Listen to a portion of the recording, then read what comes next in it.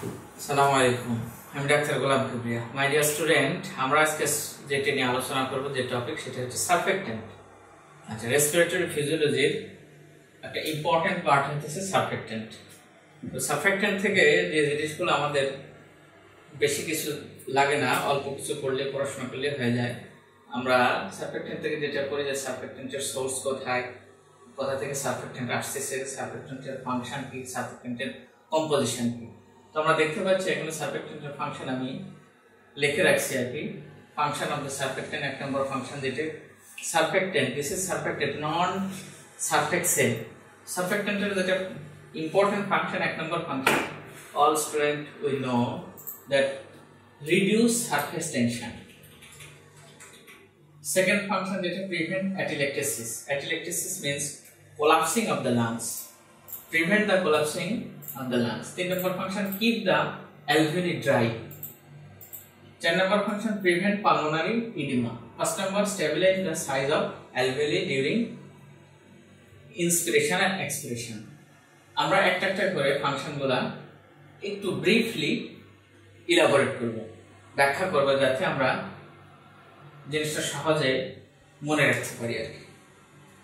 আচ্ছা, প্রথমে যেটা জানতে হবে, সারফেক্টেন্ট কোথা থেকে আসতেছে।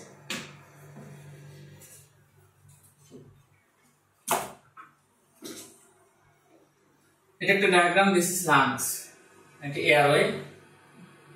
হাইপোথেটিক্যালি আমি একটা অ্যালভিওলি এখানে আঁকানোর চেষ্টা করছি। আমরা জানি যে অ্যালভিওলি লাইনিং যেটা, সেটা হচ্ছে type 1 and type 2 pneumocyte. Type 1 pneumocyte, this is flattened pneumocyte, and এর মাঝখানে যে কিউবয়েডাল এপিথেলিয়াম আছে, তার সেটা হচ্ছে টাইপ 2 pneumocyte অথবা type 2 epithelium of alveoli. Basically type 2 epithelium থেকে, type 2 epithelial cell, type 2 pneumocyte থেকে সারফেক্টেন্ট রিলিজ হয়। আচ্ছা, সারফেক্টেন্টের ফাংশন, এক নম্বর, reduce the surface tension. Surface tension reduce হওয়ার আগে, আমরা এই ফাংশনটা জানার আগে যেটা জানতে হবে যে what is surface tension. Surface টেনশনটা কি? সারফেস টেনশনটা যদি আমরা একটু ফিজিক্সের দিকে যাই, তাহলে আমাদের বুঝতে সুবিধা হবে, এবং আমরা সারফেক্টেন্ট কিভাবে, how surfactant reduce the surface tension, আমরা সেটা ভালো করে জানতে পারবো। আচ্ছা, এখানকার ছবি যদি আমি একটু ম্যাগনিফাইং করে আঁকাই এই স্ট্রাকচারটুকু, তাহলে আমরা দেখতে পাই যে প্রথম লেয়ার নিচে এপিথেলিয়াম, টাইপ 1 নিউমোসাইট এবং টাইপ 2 নিউমোসাইট। বেসিক্যালি এই লাইনিং এপিথেলিয়ামের উপরের যে লেয়ার, ফার্স্ট লেয়ার, আমরা রেসপিরেটরি মেমব্রেন যখন নিয়ে পড়াশোনা করব, তখন আমরা দেখব যে রেসপিরেটরি মেমব্রেনের ফার্স্ট লেয়ার, সেটা হচ্ছে ফ্লুইড এন্ড সারফেক্টেন্ট লেয়ার। এই fluid and surfactant layer means first layer, অর্থাৎ এপিথেলিয়ামের উপর দিয়ে ফ্লুইড, ওয়েট, ভেজা, পানি আছে। তো আমি পানির লেয়ারটা আঁকাইতেছি, this is fluid layer, water molecule, multiple water molecule.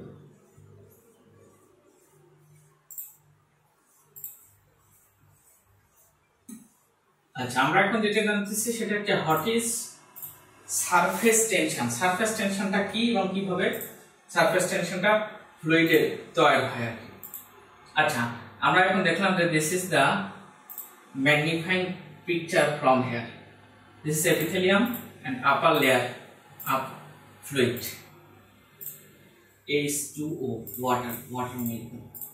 Basically আমরা এখানে দেখি যে প্রত্যেকটা ওয়াটার মলিকুলে ইন্টার মলিকুলার অ্যাট্রাকশন আছে। আমরা যদি এটাকে সাসপেক্ট করি, তাহলে বুঝতে পারবো যে this is one water molecule. এটাকে অ্যাট্রাকশন এদিক থেকে right side, left side, above and down. This molecule also right, left, above, down. Intermolecular attraction, এই মলিকুল এই মলিকুলকে টানতেছে, আবার একে এই পাশ থেকে। তা আমরা যদি একটাকে সাসপেক্ট করি, এটাকে এই ওয়াটার মলিকুলকে এদিক থেকে টানতেছে, এদিক থেকে টানতেছে, এই টানতেছে, উপরে থেকে এই টানতেছে, ইনিয়ার দিকে এইভাবে উপরে নিচে, যার কারণে দিস মলিকুল বিকাম নিউট্রাল। ডানে থেকে টানলো, বামে থেকে টানলো, উপরে থেকে টানলো, নিচ থেকে টানলো, জাস্ট এর পাশেরটাকেও ডানে থেকে, বামে থেকে, উপরে থেকে, নিচে থেকে। সুতরাং একজন আরেকজনের টানাতে অ্যাট্রাকশনের কারণে মাঝখানের layer, second layer, third layer, fourth layer, fifth layer, multiple layer, অর্থাৎ জাস্ট শুধুমাত্র উপরের লেয়ারটা বাদে যতগুলো লেয়ার আছে সবগুলো লেয়ার ওয়াটার মলিকুলগুলো নিউট্রাল, একটা আরেকটাকে ইন্টার যে অ্যাট্রাকশন আছে টানার কারণে নিউট্রাল। বাট আমরা যদি অ্যাভব মানে ফার্স্ট যেখানে ফ্লুইড অ্যান্ড এয়ার, বাতাস ফ্লুইড, এই লেয়ারটা চিন্তা করি, এখানে যে ওয়াটার মলিকুলগুলো আছে সেখানে নিচের দিকে টানতেছে, উনি নিচের মলিকুল নিচের দিকে টানতেছে ও উপরের দিকে টানতেছে, এটা এদিকে টানলো, এটা এদিকে টানলো, এটা এদিকে, এটা এদিকে।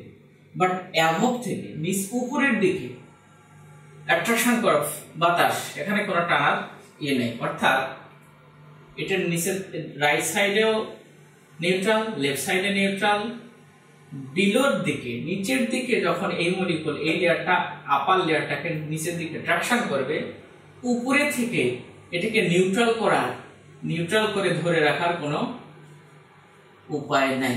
যার কারণে কি হয়, যেখানে ফ্লুইড এবং বাতাসের লেভেলে আছে যে layer of the water molecule, এখানে শুধু তিন দিক থেকে একটা মলিকুলকে নিউট্রাল করতেছে, বাট একদিকেরটা অ্যাভবেরটা নিউট্রাল হয় না।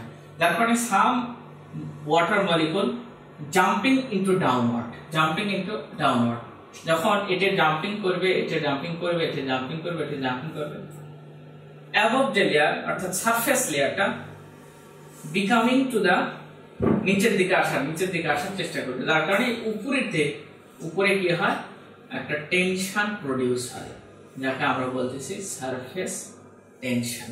This is surface tension.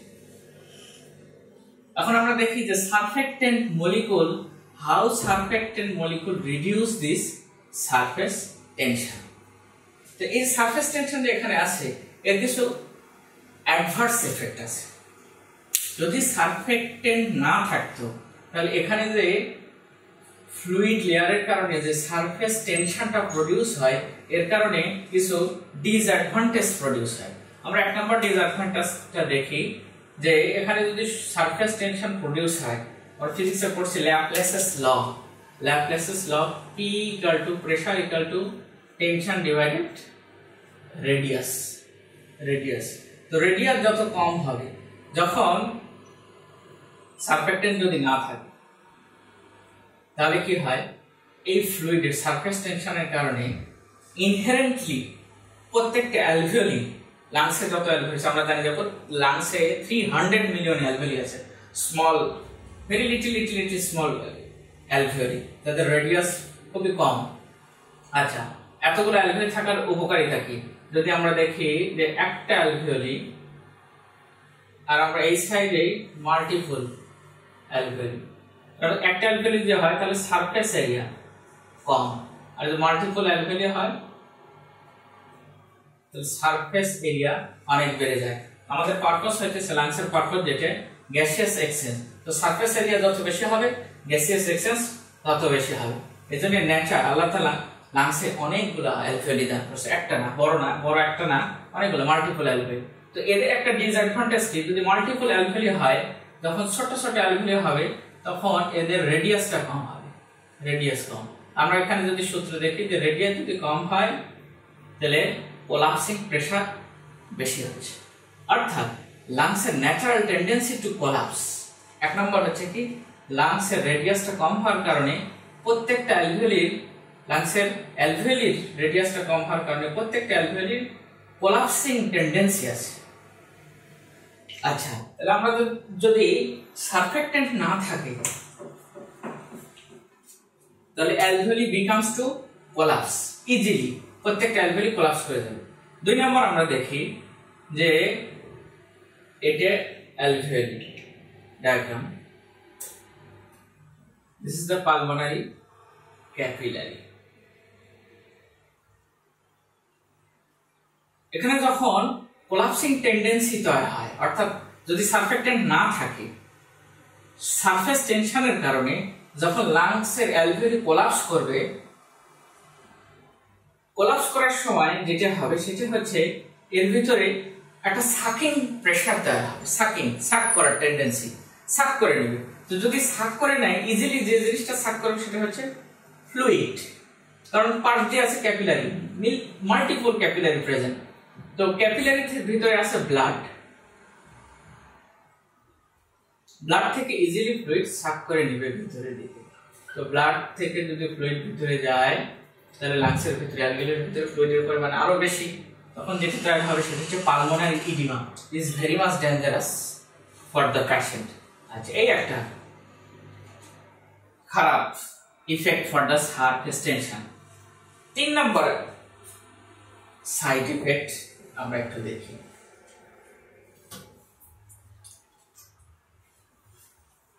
This is lung, bronchial tree. আচ্ছা,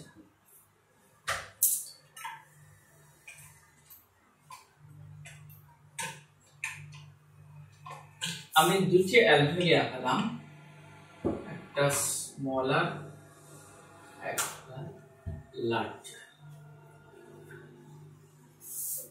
আচ্ছা, কেন স্মলার লার্জার?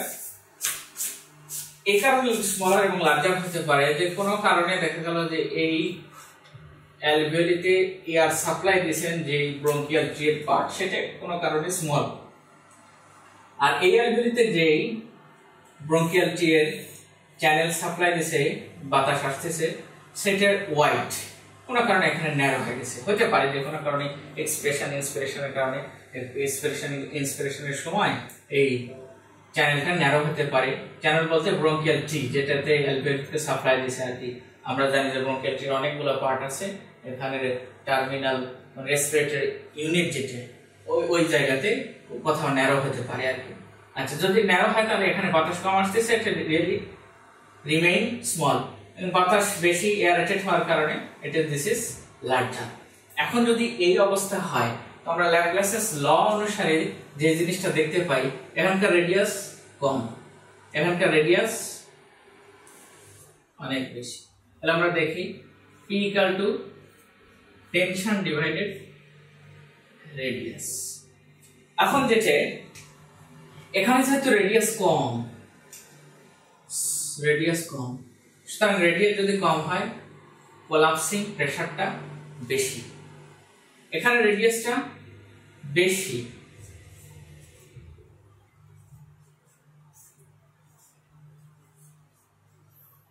প্রেসারটা কম, অর্থাৎ কোলাপসিং টেন্ডেন্সিটা কম। তাহলে যেটা হবে সেটা হচ্ছে এখান থেকে বাতাস, this smaller alveoli has the more collapsing tendency, more collapsing pressure, so easily বাতাস স্মলার অ্যালভিওলি থেকে পুশ করে এখানে প্রেসার কম লার্জারে আসবে। তো smaller becomes more smaller and largers become more and more larger. This is very much dangerous.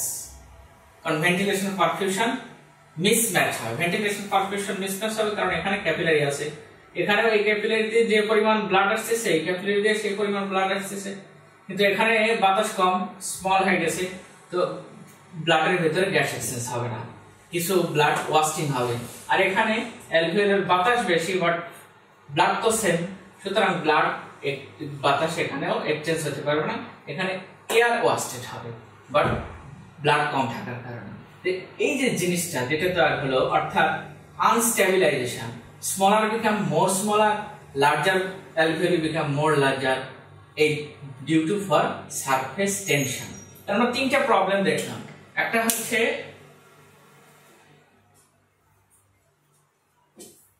For this surface tension তিনটা problem তৈরি হচ্ছে।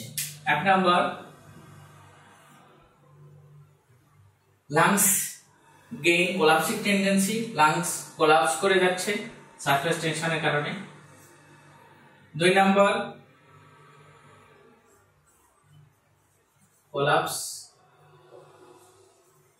the alveoli। 2 নম্বর যেটা প্রবলেম আমরা ফেস করলাম সেটা হচ্ছে ডেভেলপ পালমোনারি edema। 3 নম্বর unequal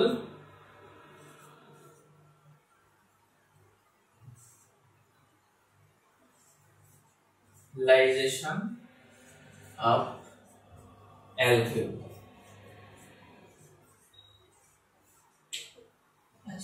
এই তিনটা প্রবলেম প্রডিউস হচ্ছে ডিউ টু সারফেস টেনশন।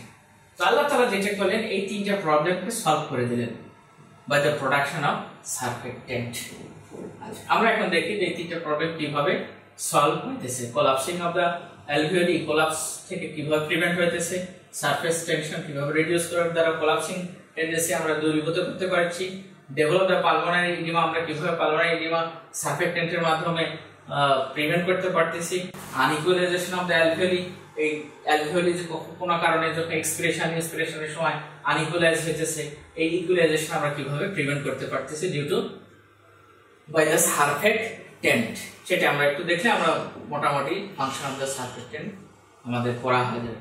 আচ্ছা, এখন আমি যেটা একটু জানবো সেটা হচ্ছে যে কম্পোজিশন অফ দ্য সারফেক্টেন্ট। তো আমরা দেখলাম যে সারফেস টেনশন কিভাবে প্রডিউস হইতেছে, this is the basic mechanism of the production of the surfactant. কারণ আপার লেয়ারে শুধুমাত্র উপরের কোনো ট্র্যাকশন, নিউট্রালাইজিং ট্র্যাকশন নাই, নিচের দিকে আপার লেয়ার ওয়াটার মলিকুল নিচের দিকে জাম্প করতেছে, যার কারণে সারফেসে ফ্লুইডের সারফেসে একটা টেনশন প্রডিউস হয় যেটাকে বলা হয় সারফেস টেনশন। আচ্ছা, এই সারফেস টেনশন দূরীভূত করার জন্য যেটা আল্লাহ তাআলা দান করেছেন সেটা হচ্ছে সারফেক্টেন্ট। এখন আমরা দেখব যে composition of the surfactant. Basically surfactant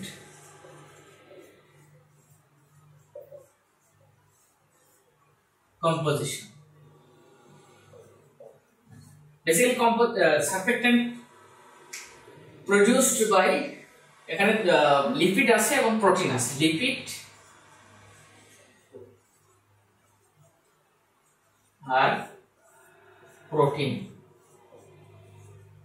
আচ্ছা, আমি বোঝার জন্য একটা ডায়াগ্রাম আঁকাইতেছি যাতে আমাদের সহজে মনে রাখতে পারি। সারফেক্টেন্টের ছবি আর কি, ইমাজিনারি কল্পনা করা হোক এরকম ছবি দেখতে আর কি। This is phosphate, happy, not happy, happy phosphate,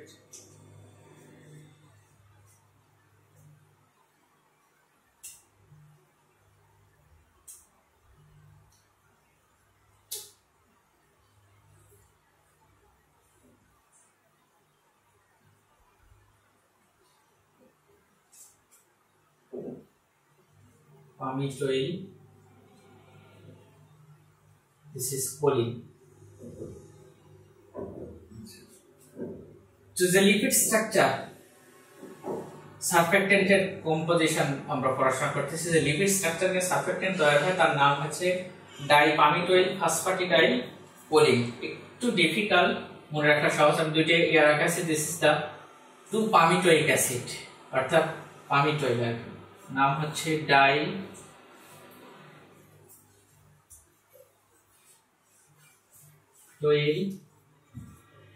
ডাইপামিটোইল ফসফাটিডাইল choline. আচ্ছা, এই দুইটি ইয়ার কান পামিটোইক অ্যাসিড, এটা this is the phosphatidyl and this is choline.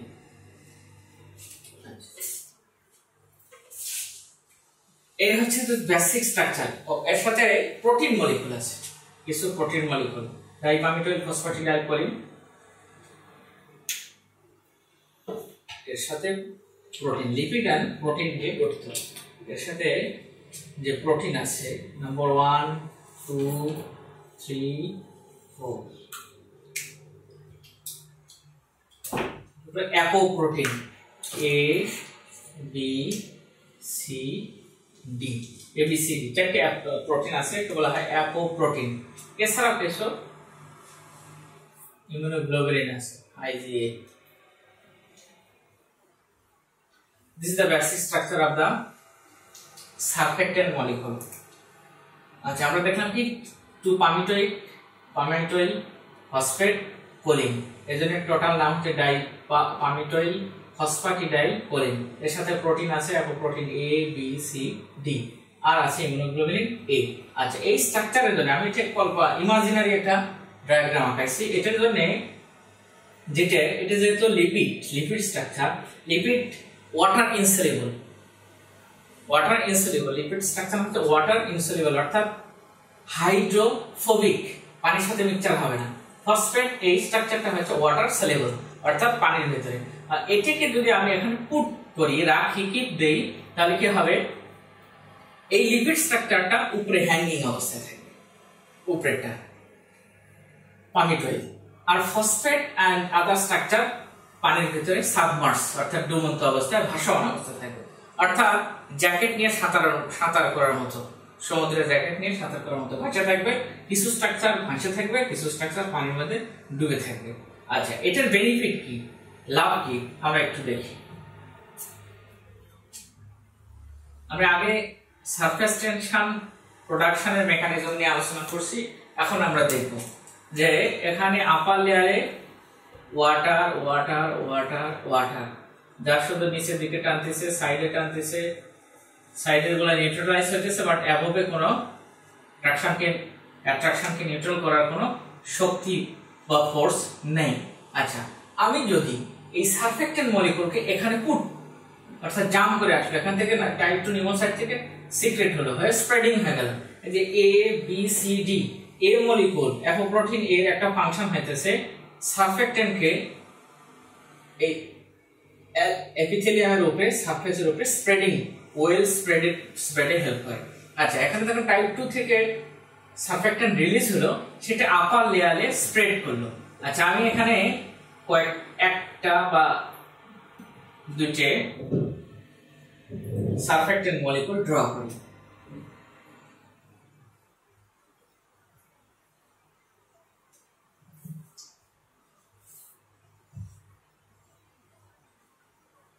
This is surfactant molecule.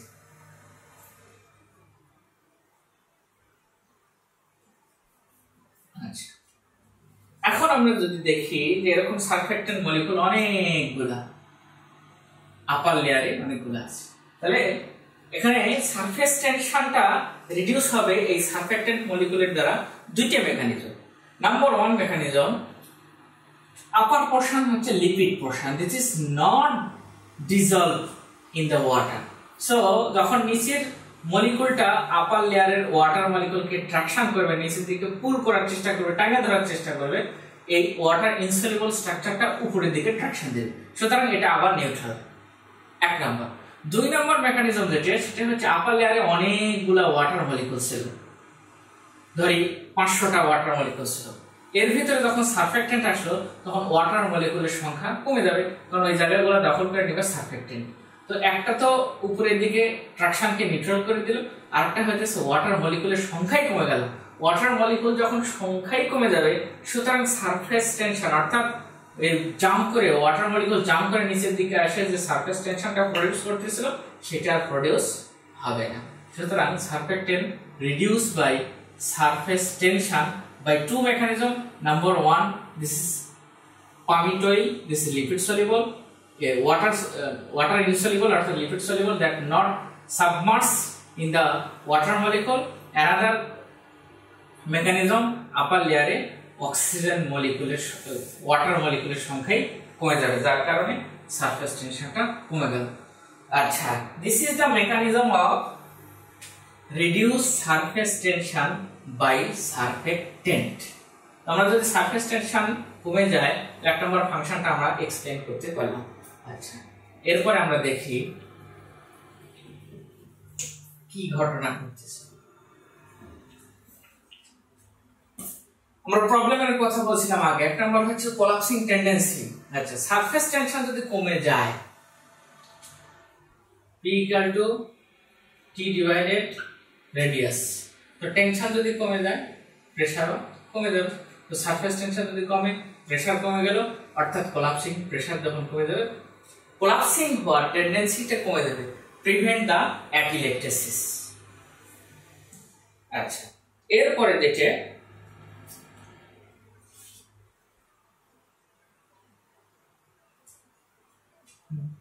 prevent edema. How prevent edema? This is very simple. Collapsing tendency কমে গেছে, ভিতর থেকে sucking traction কমে গেছে। সাকিং ট্রাকশন যদি কমে যায় তাহলে অ্যালভিওলের ভিতরে ফ্লুইড আর যাবে না, ফ্লুইড ঢোকার টেন্ডেন্সিটা কমে যাবে। আরেকটা জিনিস সেটা হচ্ছে যে আরেকটা ফাংশন সারফেক্টেন্টের, সেটা হচ্ছে যে work of breathing. Surfactant reduce work of breathing. সেটা কিভাবে? আমরা দেখি যে collapsing pressure equal to tension divided radius. তো সারফেস টেনশন যদি কমে যায় কোলাপসিং প্রেসারও কমে যাবে। অর্থাৎ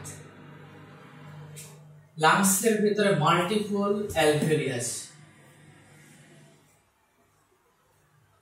অ্যালভিওলের ভিতরে যদি সারফেক্টেন্ট না থাকে তাহলে কোলাপসিং টেন্ডেন্সি অনেক বেশি। লাংস অ্যালভিওলি কোলাপস করা মানে লাংস কোলাপস করবে। আচ্ছা, যদি লাংস কোলাপস করে আমরা ইন্সপিরেশনের সময় যেটা কাজ করে সেটা হচ্ছে আমাদের ইন্সপিরেটরি মাসল, অর্থাৎ ডায়াফ্রাম এবং ইন্টারকস্টাল মাসল। ইন্টারকস্টাল মাসল এবং ডায়াফ্রাম ট্রাকশন দেওয়ার কারণে লাংস এক্সপ্যান্ড হয় এবং অ্যালভিওলি ডাইলেটেড হয়।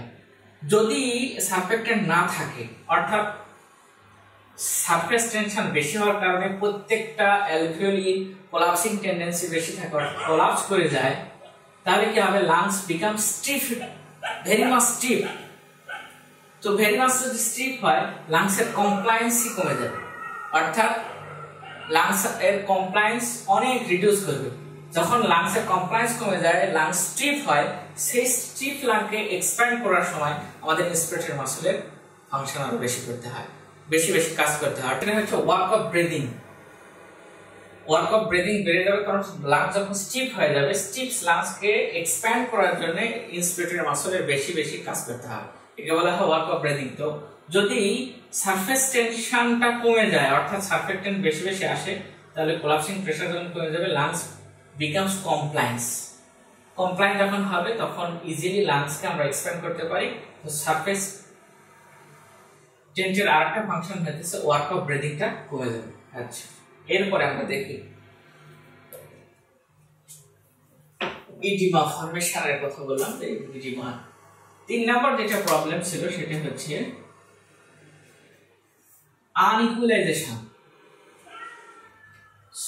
ছোট smaller alveoli becomes more smaller, larger alveoli become more larger. এই প্রবলেমটা কিভাবে রিমুভ হবে? By surfactant. আমি আরেকবার ছবিটাই আঁকাই।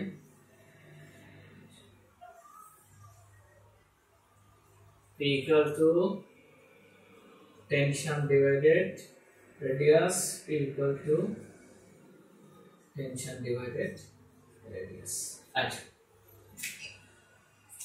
এখন যদি adequate সারফেক্টেন্ট রিলিজ হয় এটাতেও,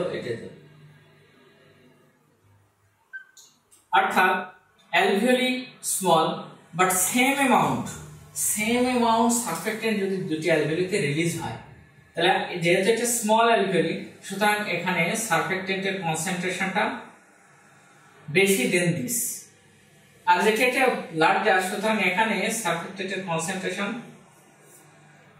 কম হবে এটির সাথে। তো সারফেস টেনশনের কনসেন্ট্রেশন যদি কম হয় তাহলে সারফেস টেনশনটা, সারফেক্টেন্টের কনসেন্ট্রেশন যদি কম হয় সারফেস টেনশনটা একটু বেশি হবে, অর্থাৎ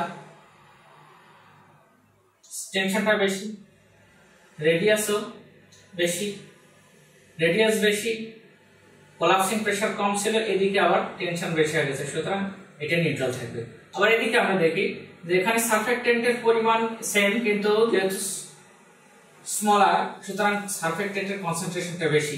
সারফেক্টেন্টের কনসেন্ট্রেশনটা যদি বেশি হয় তাহলে এখানে সারফেস টেনশনটা অনেক কম হবে, এটার সাইডে কম হবে। তো সারফেক্টেন্ট কম, সারফেস টেনশনটা কম, রেডিয়াসটা এখানে কম, সুতরাং দুটি মিলে কোলাপসিং প্রেসার থাকে, এদিকেও প্রেসার দিতে এদিকেও দিতে সেই pressure same to same pressure maintain করবে, অর্থাৎ stabilize the alveolar size during inspiration, expiration or adjacent alveoli।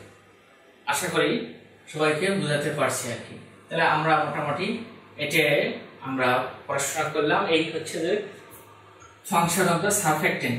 তবে আরেকটা জিনিস সেটা হচ্ছে যে আমরা দেখলাম যে অ্যাপোপ্রোটিন, সারফেক্টেন্টে কিছু অ্যাপোপ্রোটিন আছে এ বি সি ডি, এদের কিছু স্পেশাল ফাংশন আছে। এর আগে যা যা ফাংশন কথা বললাম এটাই হচ্ছে বেসিক্যালি সারফেক্টেন্টের ফাংশন। এছাড়া কিছু স্পেশাল ফাংশন যেটা apoprotein A B C D, এর ভিতরে apoprotein A and D act as a opsonin. Apoprotein A and D এরা কি হিসেবে কাজ করে? অপসনিন হিসেবে কাজ করে। What is opsonin? শর্টলি আমি এক্সপ্লেইন করি। অপসনিন হচ্ছে এখানে কোনো ব্যাকটেরিয়া আসবে, মাইক্রো অর্গানিজম, কোনো অর্গানিজম, এটা একটা মাইক্রো অর্গানিজমস,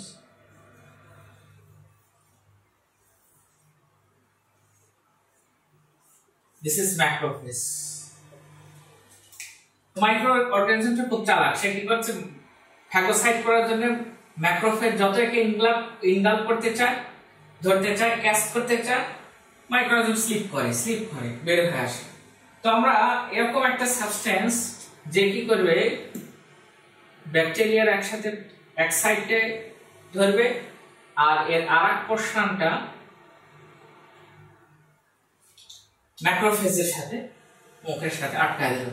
তাহলে কি হলো, ইজিলি ম্যাক্রোফেজটা এই প্যাথোজেনকে ইনগাল্প করে। এই যে সাবস্টেন্স যে কি করে কোনো প্যাথোজেন অর্থাৎ micro organism, bacteria, virus, fungus or something, এটাকে ফ্যাগোসাইটোসিস হওয়ার জন্য অর্থাৎ ম্যাক্রোফেজের সাথে ইনগাল্প করতে হেল্প করে এই সাবস্টেন্সকে বলা হয় অপসনিন। এই অপসনিন হিসেবে কাজ করে অ্যাপোপ্রোটিন এ এন্ড ডি। এছাড়া আমরা দেখছিলাম অ্যাপোপ্রোটিন আর থাকলো কি বি এন্ড সি।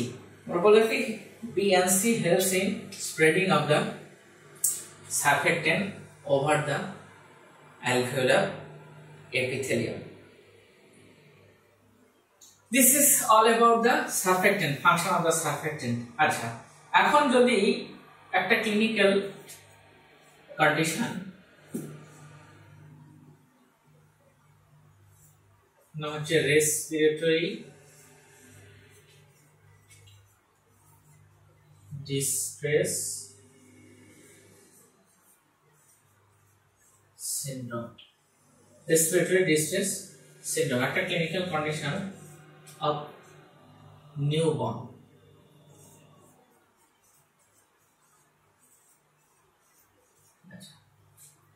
আমরা জানি সারফেক্টেন্ট মানুষের অ্যালভিওলিতে রিলিজ হওয়া শুরু করে জেস্টেশনাল পিরিয়ডে, বাচ্চা যখন জেস্টেশনাল পিরিয়ড মায়ের পেটে থাকে তখন, অর্থাৎ 24th weeks. 24th উইকসে surfactant release হওয়া শুরু করে, বাট ভেরি লিটিল। 24th থেকে বাড়তে বাড়তে at the 35 weeks or onward 35 সপ্তাহ পরে পিক করে, সার্জ হয়, অর্থাৎ অনেক পরিমাণে সারফেক্টেন্ট রিলিজ হয়, adequate amount of surfactant release হয়। কেন? কারণ হচ্ছে 35 উইকসে ম্যাটারনাল গ্লুকোকর্টিকয়েডস ইনক্রিজ করে, যার কারণে 35 উইকস এবং upward 30 last weeks of gestational period, last উইকে সারফেক্টেন্টের পরিমাণ অ্যাডিকুয়েট হয়। যখন সারফেক্টেন্টের পরিমাণ অ্যাডিকুয়েট, এরপরে যদি বাচ্চা ডেলিভারি হয়, অ্যাডিকুয়েট সারফেক্টেন্টের কারণে লাংসের কোলাপসিং টেন্ডেন্সিটা প্রিভেন্ট হয় এবং নরমাল ফাংশন করতে পারে। যদি কোনো বেবি বিফোর দিস পিরিয়ড 35 উইকসের আগে, অর্থাৎ প্রিম্যাচিউর ডেলিভারি হয়, প্রিম্যাচিউরলি ডেলিভারি হয় তখন বাচ্চার কি বেসিক্যালি কোনো ফিটাস নিউবর্ন যখন দুনিয়াতে আসে, জন্ম হয়, ডেলিভারি হয়, সারফেক্টেন্ট অ্যাডিকুয়েট থাকুক আর না থাকুক, লাংস কোলাপস অবস্থায় থাকে। এরপরে যখন ডেলিভারি হয় তখন আম্বিলিক্যাল কর্ডকে ক্লাম্প করার সাথে সাথে ম্যাটার্নাল অক্সিজেন কমে যায়, হাইপোক্সিয়া ডেভেলপ করে, রেসপিরেটরি সেন্টার স্টিমুলেটেড হয় এবং inspiratory muscle, diaphragm and external intercostal muscle, this muscle strongly contract করে এবং লাং এক্সপ্যান্ড হয়, ফার্স্ট ক্রাই। এটাই হচ্ছে যে মেকানিজম। তো কোনো বেবি যদি প্রিম্যাচুরলি ডেলিভার্ড অর্থাৎ জন্ম হয়, সে তার হচ্ছে যদি অ্যাডিকুয়েট সারফেক্টেন্ট যদি না থাকে, তো দেখা গেল যে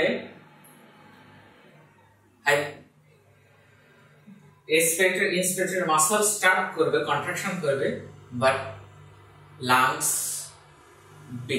remain in contracted atelectatic form or collapsing form, and this condition is called respiratory distress syndrome of newborn. Okay, my dear students, this is all about this topic surfactant. আশা করি সবাইকে বোঝাতে পারছি। আজকে তাহলে এতটুকুই থাক। আল্লাহ হাফেজ।